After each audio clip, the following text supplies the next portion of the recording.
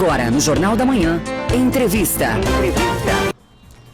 7h41, faltando 19 para as 8. Nesta semana, nós estamos recebendo os vereadores de Joinville para uma série de entrevistas sobre os desafios da cidade em 2023. Hoje o nosso convidado é Diego Machado, do PSDB, presidente da Câmara de Vereadores de Joinville. Bom dia, presidente. Bem-vindo à Jovem Pan, tudo bem?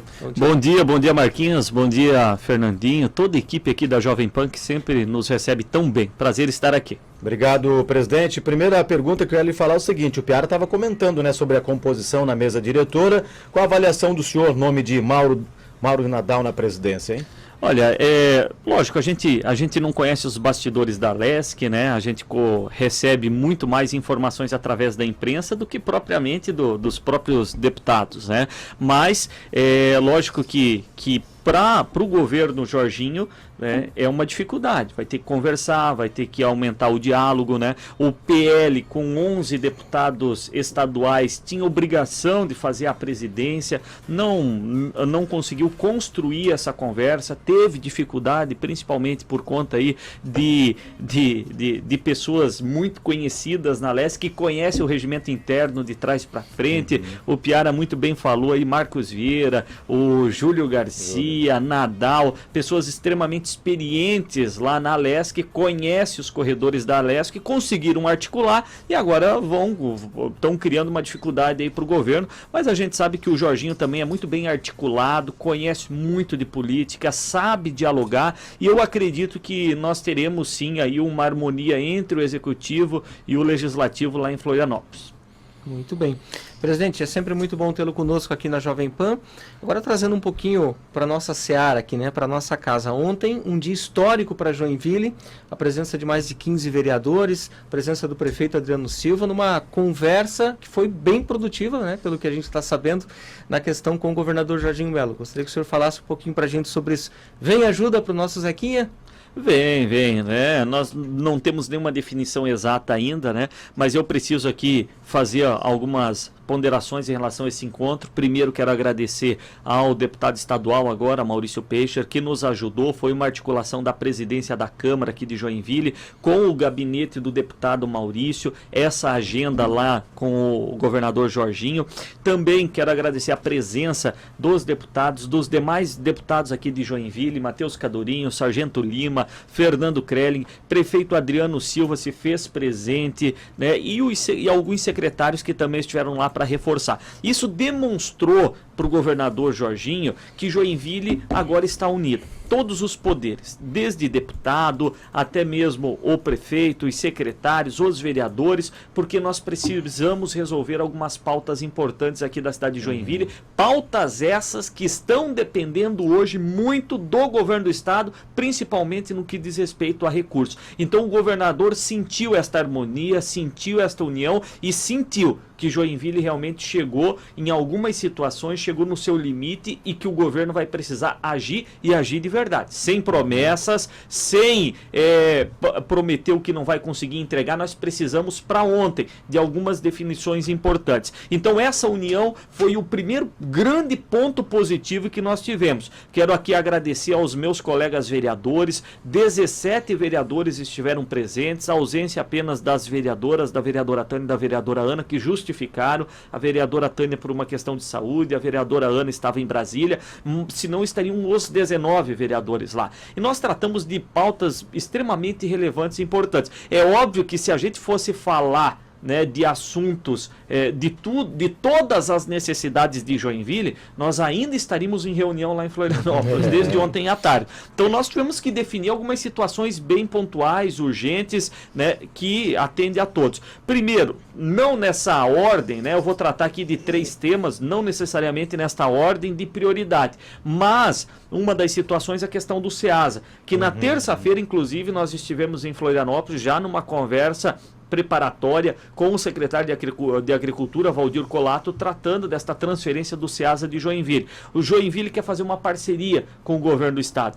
Nós estamos aqui, através da Câmara de Vereadores, garantindo orçamento e aprovando leis. O Executivo colocando também, a pedido dos vereadores, obviamente, programas que estavam extintos para funcionar, como o subsídio das máquinas agrícolas, volta do transporte do calcário para os agricultores sem custos. Então, a Fundação 25 de Julho, que é a nossa Secretaria de Agricultura, ela está ressurgindo. Temos ainda muitas etapas para voltar a ser aquela estrutura que nós tínhamos antigamente. Mas Joinville já está fazendo a sua parte de incentivo à agricultura. Agora nós precisamos que o governo faça a parte dele, que assuma novamente o Ceasa e que o Ceasa volte a ter investimento, que volte a ter abastecimento para atender a toda a região. Ontem mesmo, no discurso que eu fiz ao governador, eu falei: governador, uma cidade do tamanho de Joinville, com mais de 1.000 famílias hoje dependendo da agricultura, maior do que muitos municípios hoje que têm característica apenas rural. Joinville tem agricultura e tem uma agricultura forte e nós precisamos dessa valorização. Não pode os nossos comerciantes aqui estar dividindo frete, indo até Curitiba, no Ceasa de Curitiba, para pegar fruta e verdura, e nós temos uma estrutura aqui que está parada. Joinville está reformando mais de 750 mil de reforma no Ceasa para que o governo assuma a administração e a partir daí novos investimentos e abastecimento, porque o governo tem essa estrutura, tem a Cidasc, tem Epagre. Então essa foi uma das pautas. Uma outra pauta que nós tratamos também, questão do São José, que todos já têm conhecimento. O Hospital São José é um hospital municipal, mas que atende de forma regional. Mais de 30% do atendimento do Hospital São José vem de cidades ao entorno de Joinville, não é de Joinville. E é óbvio que ninguém vai negar atendimento médico para quem precisa, independente da cidade. Não existe isso. Só que essa conta está sendo paga praticamente 100% pelo joinvilense. E repasse já de 40%, 41% da receita. Exatamente. Então, o Joinville hoje investe mais de 40% em saúde. Boa parte desses 40% é só para o Hospital São José. Então, o que nós queremos, nada mais do que o justo, que o governo do estado nos ajude com esta conta. Que ajude que mande recursos para subsidiar, por exemplo, a folha de pagamento do Hospital São José. E assim o Joinville não precisa tirar, prefeito Adriano, a prefeitura, o executivo de uma forma geral, não precisa tirar esse recurso da fonte 100, que é o caixa geral do município. Não tirando o recurso da fonte 100, consegue investir em obras de infraestrutura que são necessárias para a cidade de Joinville. Então, se o governo ajudar com o São José, automaticamente também está ajudando em outras áreas, porque Joinville deixa de investir no Hospital São José. 300 milhões por ano, mais do que o IPTU. Todo o IPTU arrecadado em Joinville é praticamente para bancar o Hospital São José, que atende de forma regional. Então o governador sinalizou, inclusive reconheceu. O governador reconheceu que isso foi uma pauta que ele tratou durante o período eleitoral, naquele painel que nós tivemos aqui na CIG. Né? O governador reconheceu, falou: gente, isso foi um compromisso que eu assumi com Joinville lá. E eu não esqueço, é um compromisso. Agora nós vamos sentar, os secretários municipais, com os secretários estaduais, vão começar a desenhar como que vai ser essa colaboração. De que valor, de que maneira, em que período. Não, obviamente, o governador, sem as informações necessárias, ele não ia oferecer, não ia assinar qualquer tipo de proposta nesse momento. Mas sinalizou, sim, de uma forma muito positiva, que haverá uma ajuda do governo do estado em relação a isso. Uma outra pauta, que ela é muito mais extensa, que é a questão da infraestrutura, que nós tratamos. Todos sabem, o ex-governador Moisés criou lá o popular Pix do Moisés, Existe, o governador Jorginho ontem estava nos explicando que existe aí uma série de ilegalidades nesse processo, que não era um processo fácil de você comprovar. Muitos prefeitos estão tendo hoje dificuldade de fazer a prestação de contas desse valor que receberam. Então esta não é a maneira correta. O governo está estudando uma outra maneira de fazer esses repasses que haviam sido anunciados, mas de uma forma mais tranquila, que vai dar segurança para o estado e vai dar segurança para as prefeituras na prestação de contas. Entre essas obras de infraestrutura que nós solicitamos ao governador Jorginho, por exemplo, a duplicação duplicação da Rua Dona Francisca, que liga vários bairros de Joinville e que leva até o Parque da Perini. Nós sabemos que a Rua Dona Francisca, o entorno, não só o Parque Perini, mas o entorno da Rua Dona Francisca hoje corresponde a 3% do PIB do estado. E nós temos ali uma rua praticamente rural, imperial, que está num estado caótico, terrível, intransitável.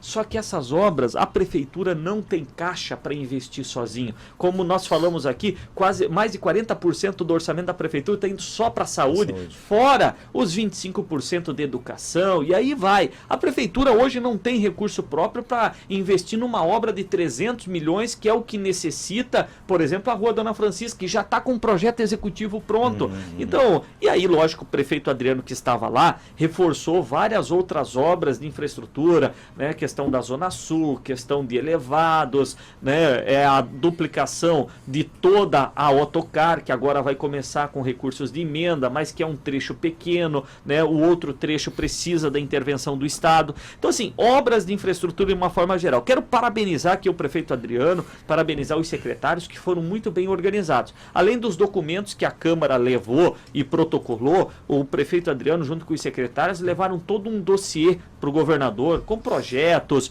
né, com orçamentos, mostrando realmente a necessidade, mas já levando algo propositivo, dizendo o seguinte: governador, está aqui, está organizado, agora nós só precisamos do dinheiro. Presidente, vamos lá. SEASA, São José, infraestrutura, momento histórico, né? A Câmara inteira lá, né? Se não fossem as questões pessoais, os vereadores estariam lá. Tudo muito bonito, na foto, na imagem, os pedidos, tudo mais. Agora, se a gente não continuar, não ter uma continuidade de cobrança, esses assuntos podem cair no esquecimento por parte do governo do estado. O São José, como o senhor bem falou, a gente já fala na imprensa aqui há anos, né? O Pinho Moreira, quando era governador, veio aqui em Joinville numa ação bem eleitoreira, fez 2 depósitos lá de valores no final de mandato, depois não pagou mais, ou seja, não dá para esperar mais em relação ao nosso Zequinha.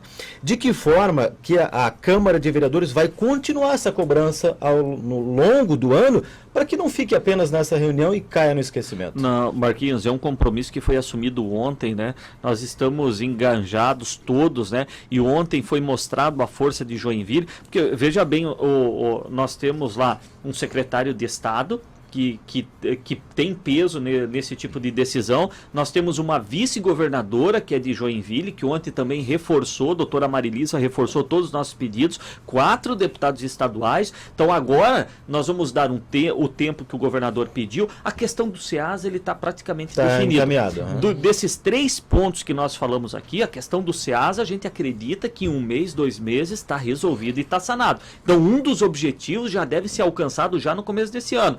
A questão do Hospital São José, o pedido que o governador nos fez foi que agora os secretários conversem para fazer agora um planejamento de qual é o valor, qual é a necessidade e que vai disponibilizar o recurso, sem data e sem valores. Agora, se isso não acontecer num curto período de tempo, vamos lá, 2, 3, 4 meses, que é mais ou menos o que o governador pediu para analisar, para conseguir fazer um planejamento em cima disso, nós vamos voltar a cobrar, nós vamos voltar a pedir uma audiência com o governador, com todos unidos, vai lá, governador, a primeira reunião que nós tivemos aqui, foi combinado isso, foi dado esse encaminhamento, mas até agora isso e isso não andou. Então agora cabe a nós manter esta pressão. A primeira e mais importante já foi feita, onde nós entregamos tudo documentado, fizemos o apelo, choramos na mesa do governador.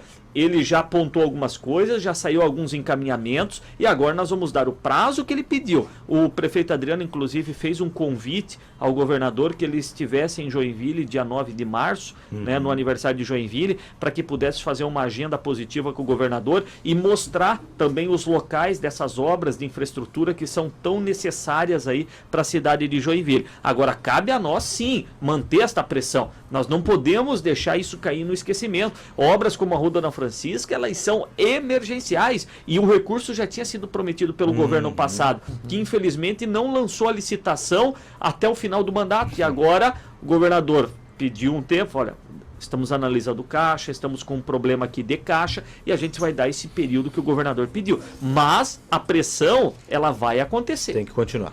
Presidente, a gente está chegando praticamente nos nossos minutos finais do nosso bate-papo, só que eu não poderia deixar de fazer essa pergunta para o senhor, até porque essa semana, inclusive, nós noticiamos aqui no Jornal da Manhã, né, que é a questão da mesa diretora da Câmara. 2 vereadores, né, tanto o Henrique quanto o Lucas, abriram mão da vaga na mesa, alegaram motivos pessoais, e a pergunta que fica, né, isso não é ruim para a presidência da Câmara iniciar a legislatura já com essas decisões? Olha, eu vejo que não, porque foi uma decisão tomada em conjunto, sabe, Fernandinho? Não foi uma decisão unilateral de nenhum dos vereadores. A gente precisava fazer uma composição de comissões ali, né? Existia ali algumas divergências em relação à composição de algumas comissões. Os vereadores se manifestaram também que gostariam de participar de algumas comissões e por eles estarem na mesa diretora, o regimento interno não permite. Então eles teriam que renunciar. Então foi a escolha deles, eles sentaram com o grupo, com os demais vereadores, colocaram a situação e houve um entendimento. Não foi uma decisão dos vereadores, olha, estou saindo, não quero mais ser vice-presidente, no caso do vereador Henrique. Não foi isso. Foi uma decisão que foi colocada à mesa e foi tomada em conjunto. No momento que houve a decisão deles, no caso do vereador Henrique, de deixar a mesa diretora, porque ele gostaria de ocupar uma vaga numa comissão, imediatamente já foi sinalizado pelos demais vereadores que esse nome para ocupar seria o vereador Érico, que até então era secretário na mesa. Então houve um consenso, houve uma articulação e houve uma costura. Não foi algo imediato, não foi da noite para o dia, houve um entendimento nesse sentido que já estava sendo costurado há algumas semanas. Então não vejo qualquer tipo de prejuízo para a mesa diretora ou para a Câmara de Vereadores em relação a isso, porque foi de uma forma harmônica, foi tranquila, foi trabalhado. Presidente, quero aproveitar, quero que o senhor me responda em 30 segundos, por favor, nós tem que chamar o break já, mas tem um ouvinte que está perguntando, o Jorge, que diz o seguinte, vereador sempre trabalhando, tal.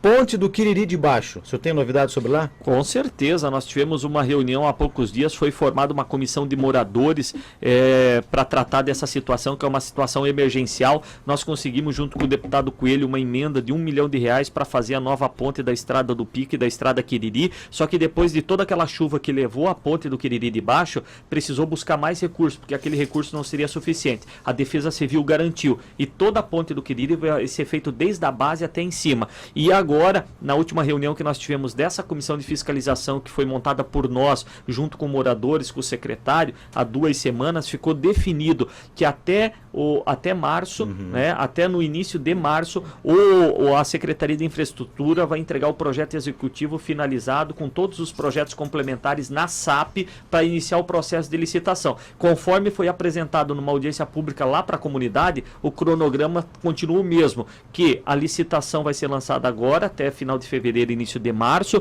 para que a ordem de serviço para a empresa seja dado até metade do ano, e a previsão no planejamento do executivo, e nós vamos cobrar isso, é que a ponte esteja totalmente finalizada, uma obra grande, gigante, do tamanho que o Quiriri merece, até fevereiro de 2024. Perfeito. Presidente da Câmara de Vereadores, vereador Diego Machado, do PSDB, muito obrigado pela presença, sucesso e até uma próxima. Obrigado, gente. Desculpa, a gente se estende, né? Mas a gente é do rádio também, adora isso, né? Obrigado, Marquinhos, obrigado aí ao Fernandinho, Mosca, também aqui, Diego, o meu xará também, né? Toda a equipe da Jovem Pan. E eu confesso para vocês, né? Já falei isso para vocês, né? A gente que está no batente o dia todo aí, eu sou um ouvinte aqui do programa de vocês, gosto, parabéns pela imparcialidade e pela qualidade do programa. Obrigado, presidente.